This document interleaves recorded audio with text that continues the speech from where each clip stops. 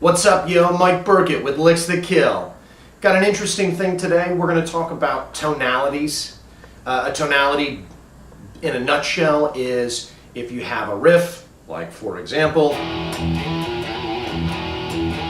there you go, is an old Metallica riff, and that you're not sure what the chord is.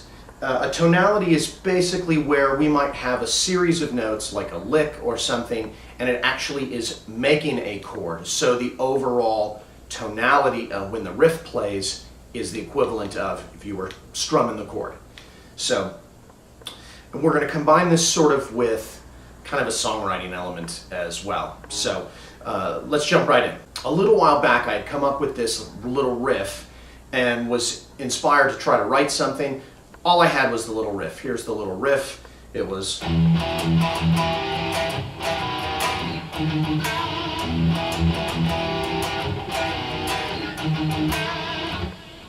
Well, as it happens, sometimes, it may happen to you, that's all I had.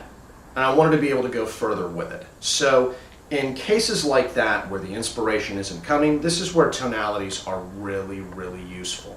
Basically what I did is I figured out, okay, the riff, I'm playing roughly E minor to a C to a B and then to D sharp diminished.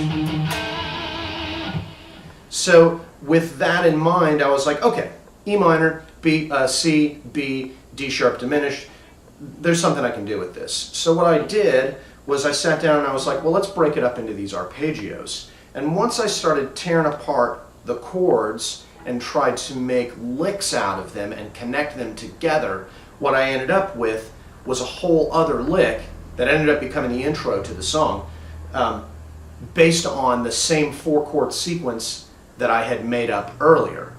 But I could have sat here and noodled, and yeah, I would have come up with something cool eventually, but in this case I needed a little more, the inspiration wasn't happening, and so I needed to sort of encourage it. So here's the other lick that ended up becoming the intro riff, and I'll tab it out and show you how these work, basically. So here's that lick.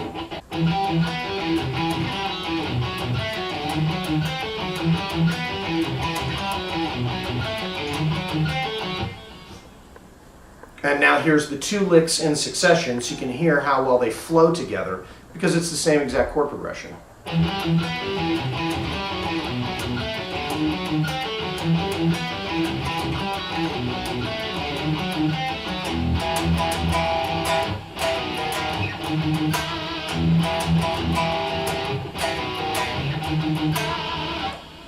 Cool. So basically all I did whenever I started looking at those 4 chords was just broke them up into simple arpeggios. E minor became pretty straightforward, typical minor triad shape. C ended up becoming a very similar shape. The B, I decided to shift things down to change it up a little bit, so the B really ends up being...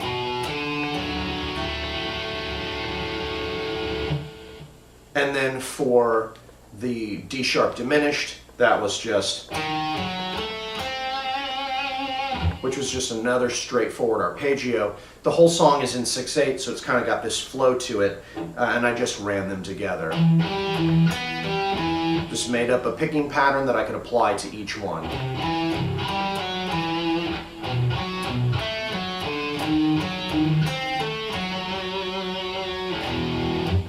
Cool, cool. So the next time that you are coming up with a lick or something and you're not having any more inspiration beyond that and you need more for it, try to see if you can figure out what the tonality is of your lick.